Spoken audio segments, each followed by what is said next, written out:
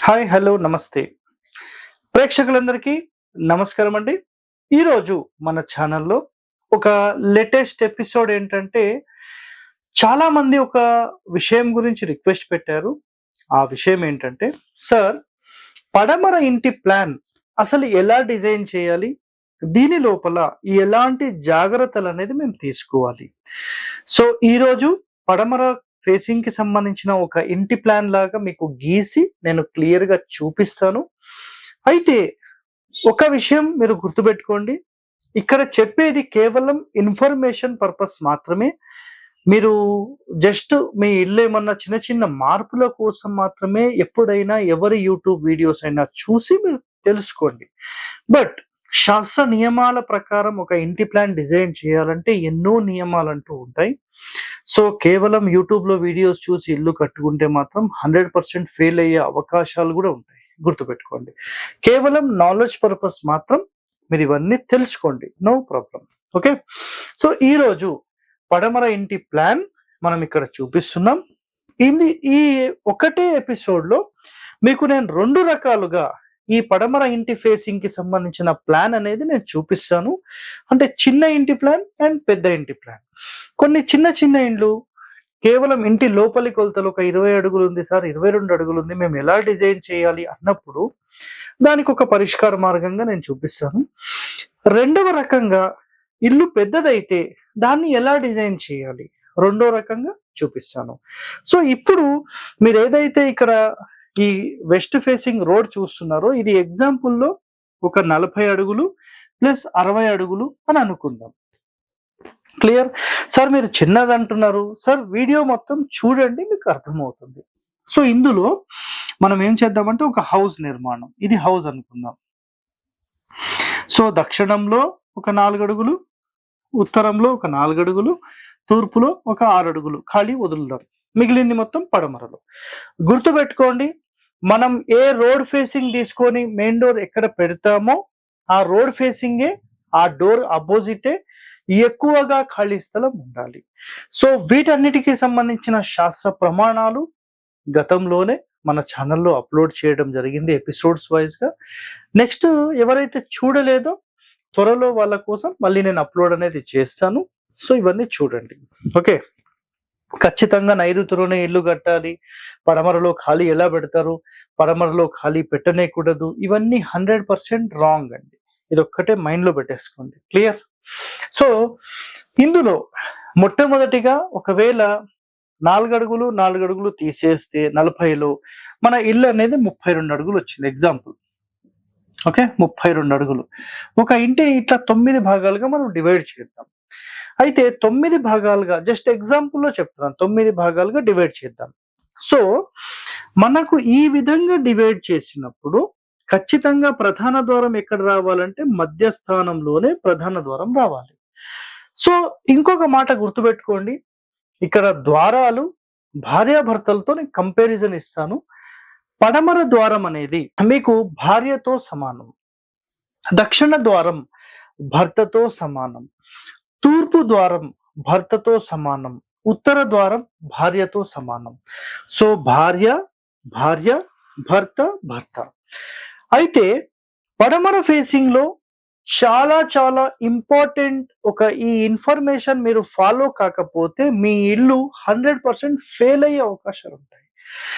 ఎలాగంటే పడమర డోర్ ఎప్పుడైతే మనం ప్రధాన ద్వారంగా పెట్టామో 100% మీరు తూర్పులో ద్వారం పెట్టాల్సిందే. అంటే భార్య ఉంటే ఖచ్చితంగా మళ్ళీ భర్త ఉండాల్సిందే. సో భార్యాభర్తలు ఏ ఇంటి లోపలైతే ఉంటారో 100% ఆ ఇల్లు సక్సెస్ లో ఉంటుంది. మంచి అభివృద్ధిలోకి వెళ్తుంది. So opposite mandatory. Okay. Right.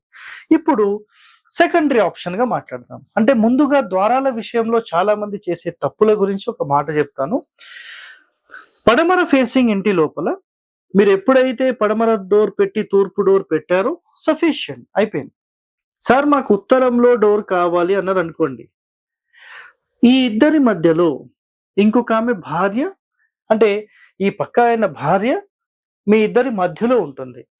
ఈమె వచ్చిన తర్వాత మీ ఇంటి లోపల కంప్లీట్ డిస్టర్బెన్సెస్ మళ్ళీ క్రియేట్ అవుతాయి. నిజంగా ఫైనాన్షియల్ అనుకోండి, హెల్త్ అనుకోండి, వెల్త్ అనుకోండి, రిలేషన్ పరంగా అనుకోండి, ఇవి చాలా డ్యామేజెస్ చేస్తుంది.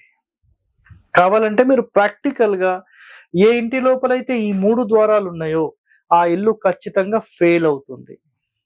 ప్రాక్టికల్ గా చెక్ చేసుకోండి. రైట్, పడమర డోర్, తూర్పు డోర్ సఫిషియంట్. ఒకవేళ సార్ మాకు ఈ 2 ద్వారాలతో పాటు ఈ ద్వారం కావాలి అని అన్నారనుకోండి, ఖచ్చితంగా దీని ఆపోజిట్ మళ్ళీ దక్షిణంలో డోర్ పెట్టండి. భార్య భర్త, భార్య భర్త, అయిపోయింది. అసలు ప్రాబ్లమే లేదు. ఇంకా 100% ఈ ఇల్లు ఎప్పటికీ ఆనందంగా ఉండిపోతుంది.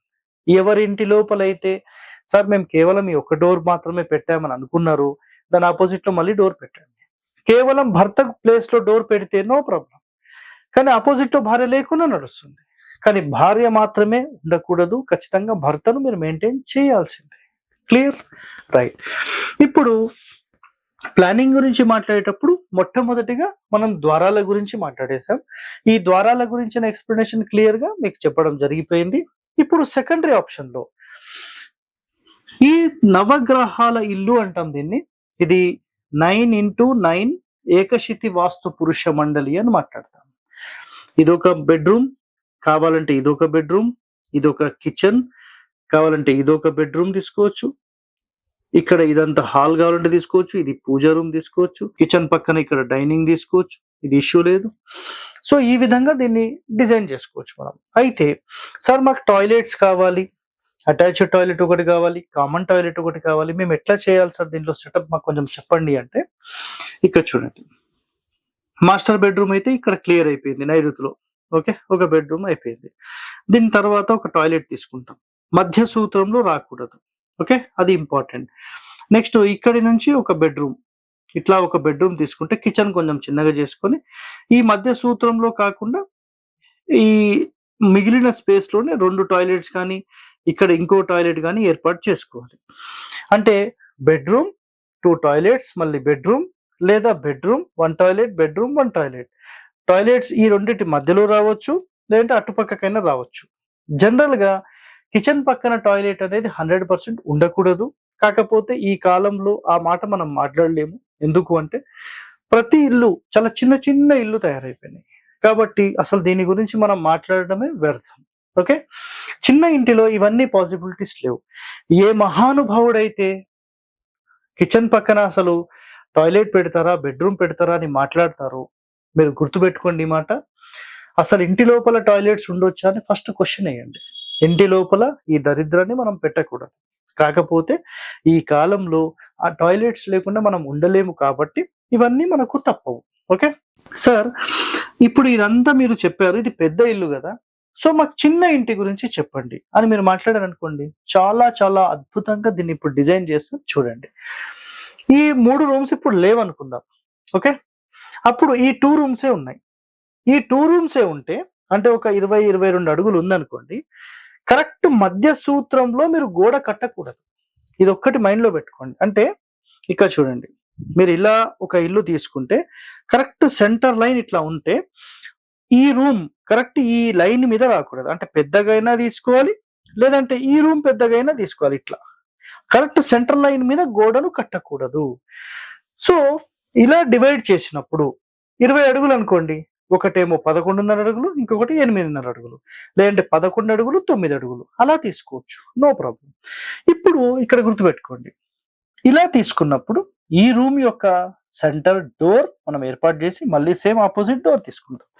ఈ 3 రూమ్స్ లేవు, దీని గురించే మాట్లాడుతున్నాను. ఇదొక బెడ్రూమ్, ఇదొక బెడ్రూమ్, మళ్ళీ మధ్యలో ఒక టాయిలెటా 2 టాయిలెటా బేస్డ్ ఆన్ అడ్జస్ట్మెంట్స్, మళ్ళీ కిచెన్. ఈ విధంగా ఈ రూమ్స్ వచ్చేసినాయి. ఇక్కడి నుండి ఇదంతా కూడా ఒక హాల్ లాగా వచ్చేస్తుంది. ఇక్కడ డైనింగ్, ఇక్కడ పూజ, చిన్న కబోర్డ్ పెట్టేసుకుంటాం. సో ఆటోమేటిక్ గా ఈ 3 రూమ్స్ లేకపోతే kitchen, 2 bedrooms, 1 toilet, 2 toilet based on adjustments, ఇది కంప్లీట్ హాల్, ఇక్కడ dining with pooja and door opposite door. So చాలా అద్భుతంగా ఈ డిజైన్ వచ్చేసింది. ఇది సింపుల్ గా ఇక్కడ నేను చూపిస్తాను, ఒకసారి చూడండి ఇది ఎట్లా వచ్చిందంటే, ఇదొక బెడ్రూమ్, ఇదొక బెడ్రూమ్. ఇక్కడ ఒక 2 టాయిలెట్స్ వచ్చేసాయి. ఇదొక కామన్ టాయిలెట్, ఇది అటాచ్డ్. ఈ డోర్, ఇదొక మంచం, ఇదొక మంచం, ఇది కిచెన్. అంటే ఇదొక బెడ్రూమ్. మధ్యలో ఇక్కడ ఓపెన్ స్పేస్ ఇట్లా వచ్చి ఇట్లా వెళ్ళడానికి. ఇది డోర్ అండ్ ఇది మొత్తం ఇక్కడ వరకు హాల్. ఇక్కడ టీవీ పెట్టుకుంటారా, ఏం పెట్టుకుంటారా. మళ్ళీ అపోజిట్ ఇక్కడ డోర్, ఇక్కడ పూజ, ఇది డైనింగ్. సో ఈ విధంగా ఈ డిజైన్ వచ్చేసింది. Bedroom, 2 toilets, bedroom, kitchen. ఇది మొత్తం హాల్, డైనింగ్, మళ్ళీ డోర్ ఆపోజిట్ డోర్. ఈ విధంగా ఒక డిజైన్ ఇక్కడ చూపించాను. ఇప్పుడు పెద్దిల్లు అయితే సో ఇక్కడ సేమ్ డోర్ ప్లేస్మెంట్ మళ్ళీ సేమ్ ఉంటుంది. ఇదొక బెడ్రూమ్ అవుతుంది. మళ్ళీ ఈ హాల్ ని ఇంత పెద్దదిగా తీసుకోవచ్చు, లేదంటే ఇక్కడ నుంచి ఇంత పెద్దదిగా హాల్ తీసుకోవచ్చు, లేదంటే ఇక్కడ నుంచి ఈ మొత్తమే హాల్ తీసుకోవచ్చు. మూలదాన్ని పూజ రూమ్ తీసుకోండి, ఇక్కడనేమో డైనింగ్ తీసుకోండి, ఇక్కడ నుంచి ఇక్కడ వరకే హాల్ తీసుకోవచ్చు. అప్పుడు ఇదొక బెడ్రూమ్, ఇదొక బెడ్రూమ్, లేదంటే ఇదొక బెడ్రూమ్, ఇదొక బెడ్రూమ్, 1, 2, 3 బెడ్రూమ్స్, లేదా ఓన్లీ 2 బెడ్రూమ్స్, పెద్ద కిచెన్, పెద్ద డైనింగ్. కావాలంటే దీన్ని మొత్తం మీరు ఒక బెడ్రూమ్ లాగా, ఇక్కడ పూజ రూమ్ లాగా, ఇది మొత్తం హాల్ లాగా, ఇది సిట్అవుట్ లాగా, ఇది ఓన్లీ సిట్అవుట్ అవుతుంది. ఓకే, ఇది సిట్అవుట్ లాగా క్లియర్ అవుతుంది. ఇందులోనే మీకు సెప్టిక్ ట్యాంక్ అండ్ టాయిలెట్స్ అయిపోయినాయి. Septic tanks and water tanks కూడా చెప్తాను, గుర్తుపెట్టుకోండి. పడమర ఫేసింగ్ కి సంబంధించి ముందుగా మనం మెట్లు డిజైన్ ఇక్కడ చేసుకుందాం. మెట్లు డిజైన్ చేసుకుంటే మనకు నైరుతిలో మెట్లు అనేవి క్లాక్ వైజ్ ఎక్కినా, యాంటీ క్లాక్ వైజ్ ఎక్కినా, అంటే గుర్తుపెట్టుకోండి, ఒక ఇంటి మెయిన్ డోర్ కి రైట్ సైడ్ లో మనం బయట నుంచి చూసినప్పుడు రైట్ సైడ్ లో మెట్లుంటే ఇది clock or anti clockwise మీరు ఏది తీసుకున్నా పైకి ఎక్కిన తర్వాత క్లాక్ వైజ్ లోనే మనం లోపలికి ఎంటర్ అవుతున్నాం. సో ఆటోమేటిక్ గా ఇది మీకు ఒక పూర్ణ బాహు ప్రవేశాన్ని ఇది క్రియేట్ చేసేసింది. సో ఎలాంటి ఇష్యూస్ అనేవి లేవు. So clear. ఇప్పుడు ఇందులోపల గమనిస్తే గనక మనము సెప్టిక్ ట్యాంక్ ఎక్కడ పెట్టాలని అడిగినప్పుడు స్థలం మొత్తంలో 2 భాగాలు డివైడ్ చేయాలి. అంటే 9 భాగాలు డివైడ్ చేసి 2 వదిలేసేసి 3వ స్థానం నుంచి పెట్టుకోవచ్చు. బట్ ఇంటి మూల మళ్ళీ సెప్టిక్ ట్యాంక్ మూల కాకూడదు. అప్పుడు ఏం చేస్తాం, ఇంటి మూల నుంచి ఒక భాగం వదిలి ఇక్కడ సెప్టిక్ ట్యాంక్ మెయింటైన్ చేస్తాం. మళ్ళీ సెంటర్ లో డోర్ ఉంది కాబట్టి ఈ డోర్ కి కుడివైపుగా సంపు, ఇక్కడ సంపు, ఇక్కడ సెప్టిక్ ట్యాంక్. ఇంటి వెనకాల ఎప్పుడు కూడా సెప్టిక్ ట్యాంక్స్ కానీ సంపులు కానీ ఇవన్నీ పెట్టకూడదు. ఎప్పుడైనా గుర్తుపెట్టుకోండి, ఇది వెరీ వెరీ ఇంపార్టెంట్. ఈ రోజు వరకు మీరు ఎక్కడ విని ఉండరు. మనం ఫ్రంట్ అంటే మనం ఎంత స్ట్రాంగ్ ఉండాలి అంటే